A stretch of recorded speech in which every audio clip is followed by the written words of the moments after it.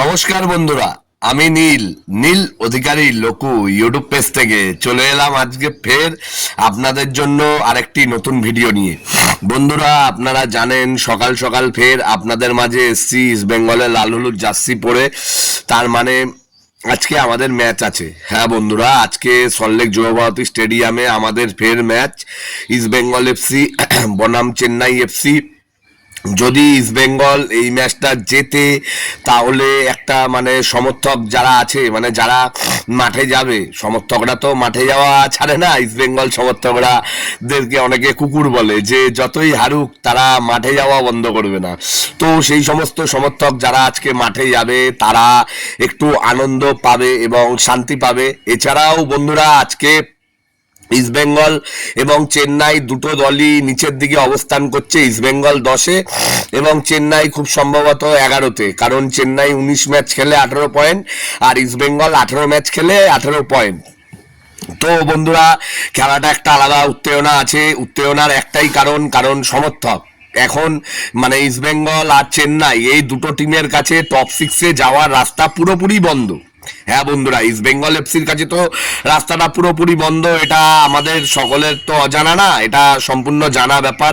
কারণ হায়দ্রাবাদ ম্যাচটা যেদিন আমরা হারি বা যেদিনকে আমরা ড্র করি সেদিনকেই আমরা আইএসএল থেকে আমরা মোটামুটিভাবে ছিটকে যাই। যেদিনকে হায়দ্রাবাদের গোলকিপার ওই আমাদের সিলভাকে খুব বাজেভাবে একটা ট্যাকেল করে, তাও রেফারি ওটা কোনো রকম কার্ড দেয় না, কার্ড না দিয়ে উল্টো ওটা দিয়েছিল, ফাউল দিয়েছিল। যাই হোক বন্ধুরা, পুরনো কথা বলে লাভ নেই। এখন আজকের খেলাটা আমাদের জিততে হবে। চেন্নাইয়ের দল যে খুব ভালো তা না, চেন্নাইয়ের দল যে কোনো একটা দলকে আটকে দেওয়ারও ক্ষমতা রাখে। চেন্নাইতে ড্যানিয়েল চিমাচুকু আছে, চিমাচুকু অত্যন্ত ভালোই খেলেছে লাস্ট দুটো তিনটে ম্যাচ। যারা আইএসএল খেলা রেগুলার দেখেন 7:30 থেকে, তারা নিশ্চয়ই জানবেন যে চেন্নাই লাস্ট কয়েকটা ম্যাচ ভালো হেরেছে, কিন্তু ভালো খেলে হেরেছে।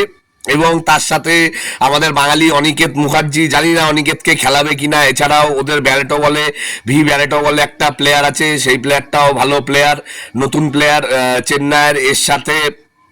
এর সাথে আপনারা জানেন বন্ধুরা, ইস্ট বেঙ্গল এফসি দলে নতুন যে প্লেয়ার, মানে হিজাজি মাহেরের পরিবর্তে যে প্লেয়ার নতুন এসছে মেসি, সেই প্লেয়ার ঢুকে গেছে। হ্যাঁ বন্ধুরা, এবং মেসিকে নিয়ে সোশ্যাল মিডিয়াতে ইস্ট বেঙ্গল সমর্থকদের মধ্যে যথেষ্ট আবেগ এবং উদ্দীপনা দেখা যাচ্ছে। অনেকে বলছে যে যদি এসে আমাদের ইস্ট বেঙ্গল এফসি ক্লাবে এসে ভালো খেলে তাহলে লিওনেল মেসি, আর না হলে ঘটিবাটি। হ্যাঁ, এরকম মানে সমর্থকরা তাদের মতন করে। কারণ লাস্ট প্রত্যেকটা মানে যে কটা প্লেয়ার এসছে রিচার্ড সেলিসকে বাদে যদি বাকি প্লেয়ারদের কথা বলি, প্লেয়ার তো কার্লোস কুয়াদ্রা তো খারাপ হয়নি, সেই ফেলিসিও ব্রাউন হোক বা হিজাজি মাহের নিজেই হোক, এরা প্লেয়ার কিন্তু কেউই ভালো, মানে প্লেয়ার কিন্তু কেউই খারাপ প্লেয়ার ছিল না বন্ধুরা।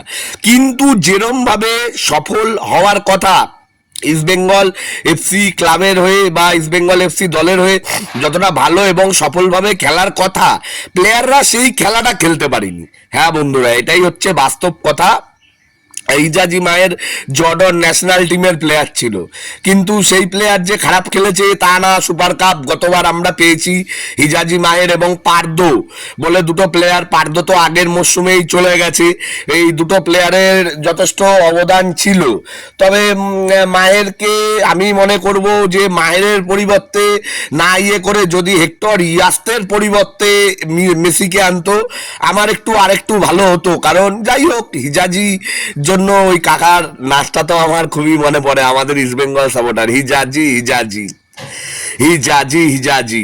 যাই হোক, হিজাজিকে অনেক ধন্যবাদ জানাই। হিজাজির আমাদের ক্লাবে যে কদিন ছিল সেই খেলার পটভূমিতে আমাদের ক্লাবে 12 বছরের ট্রফির খরা কাটিয়ে সুপার কাপ এসছে এবং সুপার কাপ উইনিং টিমের মেম্বার হিজাজি। এবং সেই সময় হিজাজির খেলার একটা আলাদা ঝাঁজও ছিল এবং একটা আলাদা পাওয়ারও ছিল, যেটা এই মুহূর্তে নেই। যার জন্য হিজাজির পরিবর্তে আমাদের ক্লাব ম্যানেজমেন্ট মেসিকে এনেছে।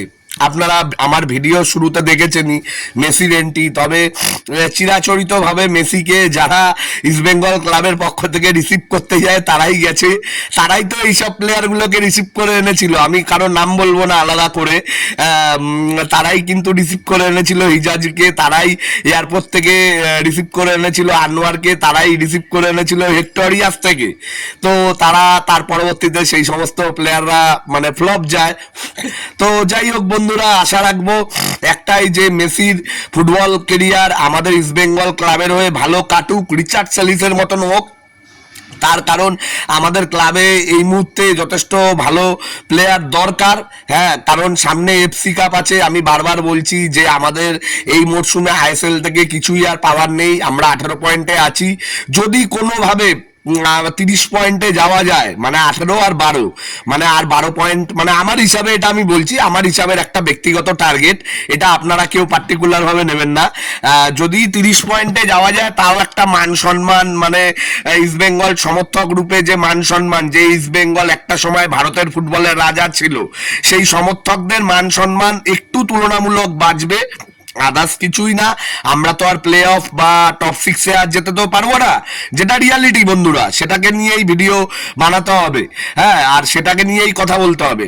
তো এখন যদি এই মুহূর্তে মেসি যদি একটু ভালো খেলে, সেলিসের মতন খেলে দলটাকে যদি ঠিকঠাক, মানে প্লেয়ারদের নিজেদের মধ্যে কেমিস্ট্রিটাও বুঝতে পায় ভালোভাবে, নিজের খেলাটা যদি দলের হয়ে ধরতে পারে, তাহলে সামনে যে এফসি কাপ আছে, এফসি কাপে আমাদের এটার এফেক্ট খুব ভালোই হবে। তো বন্ধুরা, আজকে অনেকদিন পর ফের সল্টলেক জওহর স্টেডিয়ামে খেলা, মাঠে যাওয়া তো হবেই, এবং মাঠে গেলে অবশ্যই মাঠের ভিডিও বানাবো। চাইবো যাতে দল আজকে খেলাটা জিতুক, ড্র না করে। আগের দিন মুম্বাইয়ের এগেইনস্টে দল দুর্দান্ত খেলেছে, মিথ্যা কথা বলবো না।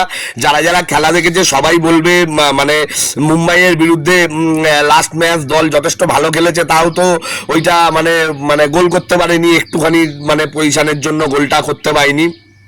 তবে আজকে আশা রাখবো যাতে আজকেও দল জেতে, এবং মেসিকে নিয়ে আমাদের, মেসি হয়তো আজকে খেলবে না, হ্যাঁ, কারণ সবে কালকে এসছে, আমার মনে হয় না মেসি আজকে খেলবে।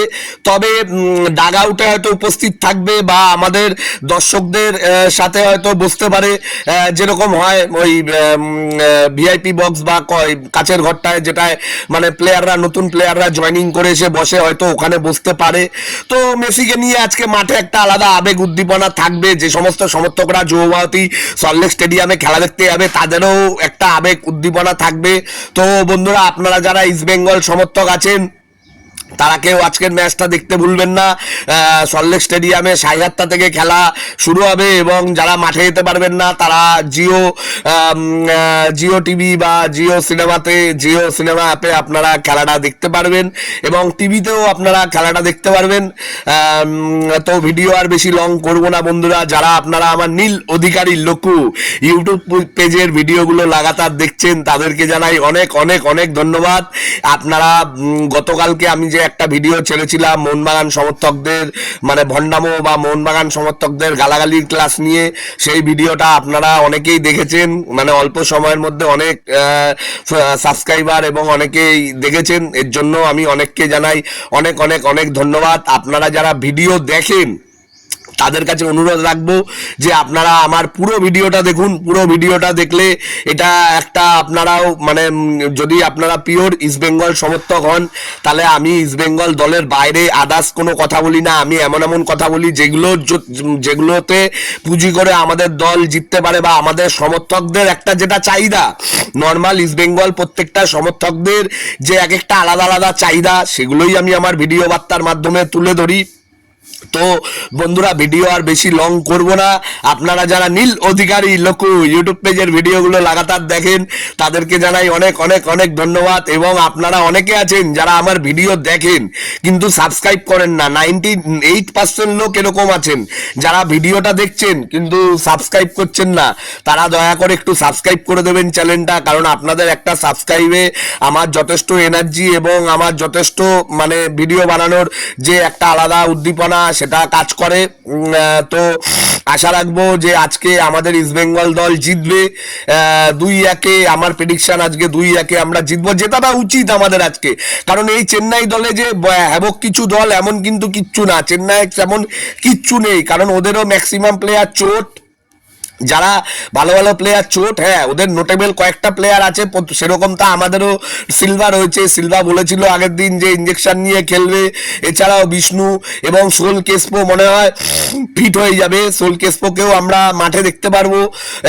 অস্কার স্যারের কাছে আমাদের এইটুখানি অনুরোধ যে যদি এখন থেকে আমরা জিতি, খেলা মানে বাকি যে কটা ম্যাচ আছে তার মধ্যে কিন্তু বেশিরভাগ খেলাই এখন যুব ভারতীর মাঠে খেলা হবে। হ্যাঁ, সল্টলেক স্টেডিয়াম যুব ভারতীতে বাকি ম্যাচগুলো খেলা হবে। তো আমাদের অস্কার স্যারের কাছে অনুরোধ থাকবে, স্যার এখন যদি আমরা বাকি খেলাগুলো জিতি তাহলে আমরা ভারতের যে অন্যান্য ক্লাব বা অন্যান্য দলের ফুটবল সমর্থকরা আছে তাদের সামনে জাস্ট একটু মাথা উঁচু করে দাঁড়াতে পারবো, এই আর কিচ্ছু না।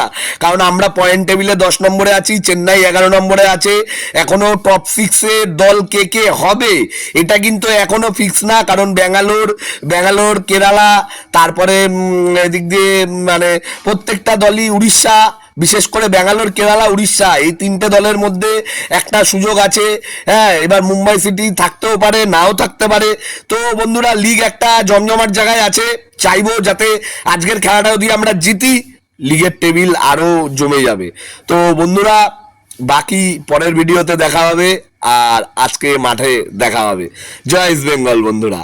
চাইবো একটাই, যাতে আজকে আমাদের দল, প্রিয় দল জেতে এবং 21 পয়েন্ট, মানে দিন শেষে আজকে রাত্রেবেলায় যাতে আমাদের ঝুলিতে 21 পয়েন্ট থাকে। অনেক ধন্যবাদ বন্ধুরা, অনেক ধন্যবাদ।